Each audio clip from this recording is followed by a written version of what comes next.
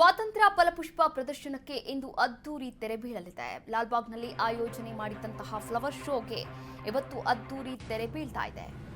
ಸ್ವಾತಂತ್ರ್ಯ ಫಲಪುಷ್ಪ ಪ್ರದರ್ಶನಕ್ಕೆ ಅದ್ದೂರಿ ತೆರೆ. ಲಾಲ್ಬಾಗ್ನಲ್ಲಿ ಆಯೋಜಿಸಿದ್ದಂತಹ ಫ್ಲವರ್ ಶೋ ಫಲಪುಷ್ಪ ಪ್ರದರ್ಶನಕ್ಕೆ ಆಗಸ್ಟ್ 7ರಂದು ಚಾಲನೆಯನ್ನ ಕೂಡ ನೀಡಲಾಗಿತ್ತು. ರಾಣಿ ಚೆನ್ನಮ್ಮ, ಸಂಗೊಳ್ಳಿ ರಾಯಣ್ಣನ ಪ್ರದರ್ಶನ ಕೂಡ ಮಾಡಲಾಗಿತ್ತು. ಸ್ವಾತಂತ್ರ್ಯ ಸೇನಾನಿಗಳ ಪ್ರದರ್ಶನಕ್ಕೆ ಗ್ರೇಟ್ ರೆಸ್ಪಾನ್ಸ್ ಕೂಡ ಸಿಕ್ಕಿರುವಂಥದ್ದು. ಇನ್ನು ಪ್ರದರ್ಶನ ಕಣ್ತುಂಬಿಕೊಂಡಿದ್ದಾರೆ 6,24,000 ಜನರು.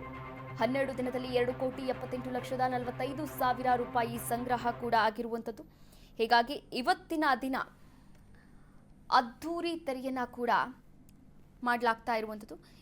ಲಾಲ್ಬಾಗ್ ಫಲಪುಷ್ಪ ಪ್ರದರ್ಶನ ಪ್ರತಿ ವರ್ಷದಂತೆ ಈ ವರ್ಷವೂ ಕೂಡ ಸ್ವಾತಂತ್ರ್ಯ ದಿನಾಚರಣೆಯ ಅಂಗವಾಗಿ ಲಾಲ್ಬಾಗ್ನಲ್ಲಿ ಫ್ಲವರ್ ಶೋಗೆ ಚಾಲನೆಯನ್ನ ಕೂಡ ನೀಡಲಾಗಿತ್ತು.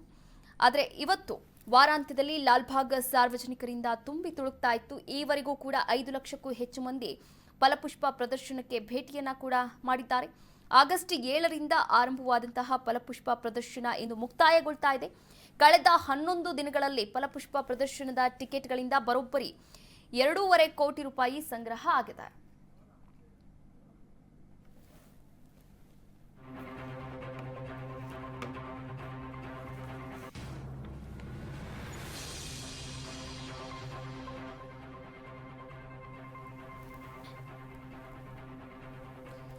ವೀರರಾಣಿ ಚೆನ್ನಮ್ಮ ಹಾಗೂ ಕ್ರಾಂತಿವೀರ ಸಂಗೊಳ್ಳಿ ರಾಯಣ್ಣ ಈ ಕಾನ್ಸೆಪ್ಟ್ ಅಡಿಯಲ್ಲಿ ಈ ವರ್ಷ 2025ರ 79ನೇ ಸ್ವಾತಂತ್ರ್ಯ ದಿನಾಚರಣೆಯ ಅಂಗವಾಗಿ ಫಲಪುಷ್ಪ ಪ್ರದರ್ಶನಕ್ಕೆ ವೀಕ್ಷಕರು ಮನಸೋತಿದ್ದಾರೆ ಅಂತಾನೆ ಹೇಳ್ಬೋದು.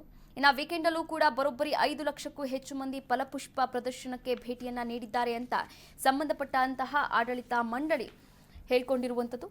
ಹಾಗೆ 2023 ಜೂನ್ 11ರಿಂದ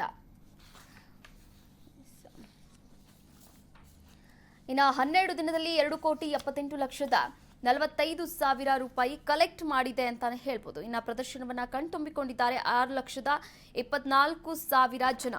ಸ್ವಾತಂತ್ರ್ಯ ಸೇನಾನಿಗಳ ಪ್ರದರ್ಶನಕ್ಕೆ ಒಂದು ಗ್ರೇಟ್ ರೆಸ್ಪಾನ್ಸ್ ಕೂಡ ಸಿಕ್ಕಿರುವಂಥದ್ದು. 2025ರ ಸ್ವಾತಂತ್ರ್ಯ ದಿನಾಚರಣೆಯ ಅಂಗವಾಗಿ ಫಲಪುಷ್ಪ ಪ್ರದರ್ಶನವನ್ನ ಆಯೋಜನೆ ಮಾಡಲಾಗಿತ್ತು. ಇವತ್ತು ಅದ್ದೂರಿಯಾಗಿ ತೆರೆ ಬೀಳ್ತಾ ಇದೆ ಈ ಒಂದು ಫಲಪುಷ್ಪ ಪ್ರದರ್ಶನಕ್ಕೆ.